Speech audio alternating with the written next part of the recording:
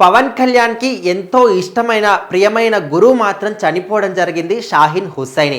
ఆయనకు కరాటే కానీ అదేవిధంగా మార్షల్ ఆర్ట్స్ కానీ కిక్ బాక్సింగ్ ఇవన్నీ కూడా నేర్పించింది ఆయననే. అయితే ఈ మధ్య కాలంలో ఆయనకు మాత్రం అనారోగ్య కారణంగా ఇక్కడ హాస్పిటల్లో చేయడం కానీ ఇంకా కొన్ని కారణాల వల్ల మెరుగుపరచడానికి విదేశాల్లో కూడా తీసుకువెళ్ళాలని కూడా అప్పట్లో డాక్టర్లు కూడా చెప్పారంట. అయితే 4 రోజుల క్రితం కూడా పవన్ కళ్యాణ్ తన స్నేహితుల ద్వారా ఈ విషయాన్ని తెలుసుకొని తను కూడా విదేశాలకు పంపించి ఇక్కడ ట్రీట్మెంట్ చేయించాలని కూడా అనుకున్నాడంట.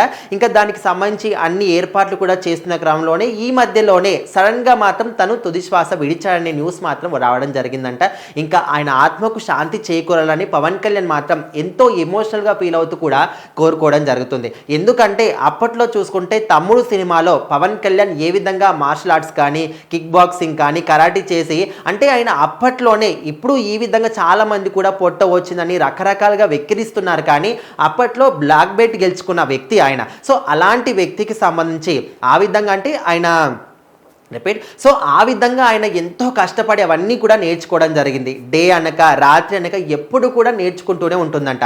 అంటే ఆయన ఇచ్చే శిక్షణ ఆ విధంగా ఉంటుంది. ఖచ్చితంగా ఇప్పుడు ఆయన శిక్షణ ఇచ్చేటప్పుడు కొన్ని కఠినమైన రూల్స్ కూడా ఇచ్చేవాడంట. ఆ రూల్స్ అన్నీ కూడా ఊచా తప్పకుండా పవన్ కళ్యాణ్ కూడా పాటించాడు. కాబట్టి ఇప్పుడు ఆయన మాత్రం ఈ రేంజ్లో ఉన్నాడు.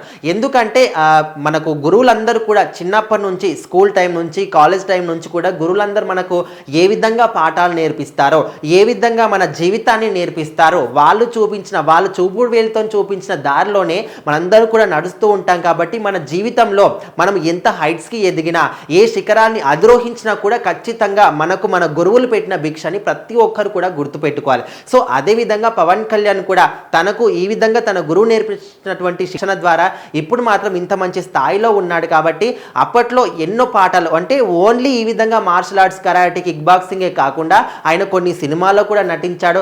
మంచి సంగీతం కూడా ఆయన నేర్చుకున్న వ్యక్తి. అంటే ఒకటే కళ కాకుండా పలు రకాల కళలన్నీ కూడా ఆయనకు వచ్చు. సో ఇలాంటి వాటన్నిటిలో కూడా ఆయన మాత్రం శిక్షణ పొందాడు. సో అలాంటి వ్యక్తిని ఒక ప్రీషియస్ వ్యక్తిని లైఫ్ నుంచి కోల్పోవడం చాలా బాధాకరంగా ఉందనే విధంగా పవన్ కళ్యాణ్ మాత్రం చాలా అంటే చాలా ఎమోషనల్గా ఫీల్ అవుతూ తను సోషల్ మీడియా వేదికగా మీరు ఎక్కడ ఉన్నా కూడా మీ పవిత్రమైన ఆత్మకి శాంతి చేకూరాలని కోరుకుంటున్నాం గురువు గారు అనే విధంగా తను మాత్రం కోరుకోవడం జరిగింది.